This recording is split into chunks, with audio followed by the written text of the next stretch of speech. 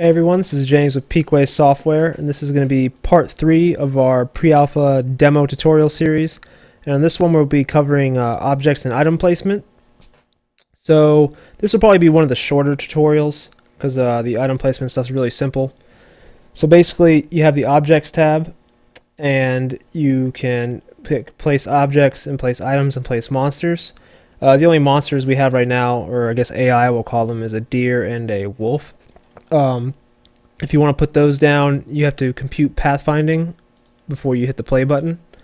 So we will go in now and we'll just do place objects. Let's do large outdoor props, and let's just say let's put the well down. So you can drag where you want to place them, and they'll automatically snap to the floor.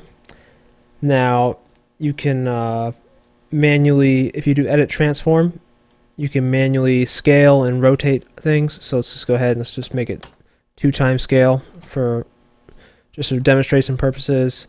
I can manually rotate it different angles if I wanted to. Go ahead and keep it the way it is. Let's go back to 1 scale. Actually, it's a little way too big. You can also hold shift on objects to rotate them. Let's see. So let's just, I placed the one on accident. So if you want to delete something, you can click it and then hit the delete button. That's it. Let's just move that over there. That's a better spot. Now, you can place all sorts of stuff. Just click where you want it and you drop it in.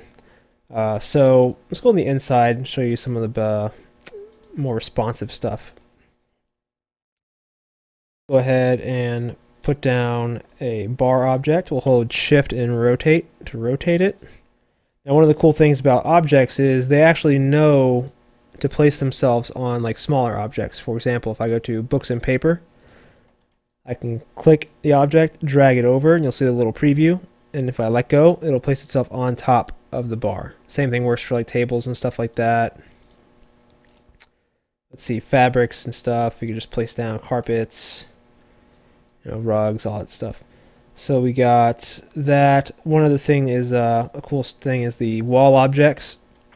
And so when we set up objects in the game, like when we mod them in, we tell the game whether or not they're wall objects or just regular objects or items. And so when you set it as a wall object and you click on the wall, no matter where you move your mouse, it'll always be stuck on the wall. And it'll also smoothly switch between walls when you go through corners. So now, even wall objects can have smaller items be placed on them. So let's go ahead and go to the items now. The biggest difference between items and objects is that items are going to be stuff that your character can interact with in the game. So let's go ahead and let's choose books. So now basically pick what you want, and then you can click and it'll just spawn right there. Here. Pick scrolls, doesn't really matter. I can do kitchenware and put all sorts of crazy stuff down. Actually, there's not enough room for that. I mean, you can put it down, but it'll look a little funny because it's not really meant to clip through the wall. So you can place it down here as well. Place the wine bottles. I can go back to objects. Place bookshelf here.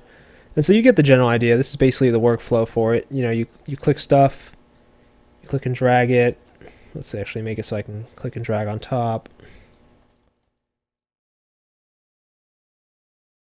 And that's sort of the basic functions for it.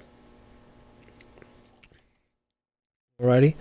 And that's pretty much it. I mean, they all work, relatively smart. We set them up and we apply all sorts of variables and stuff when we set them up in the beginning so that when you try to put them in the game, you don't have to worry about anything.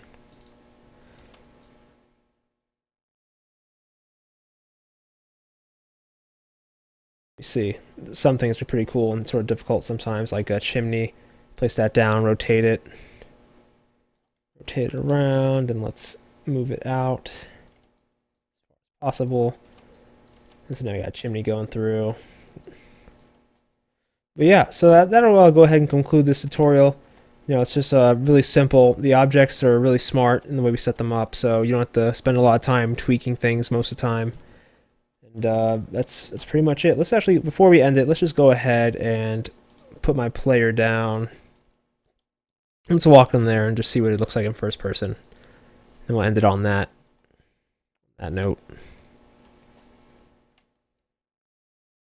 Yep.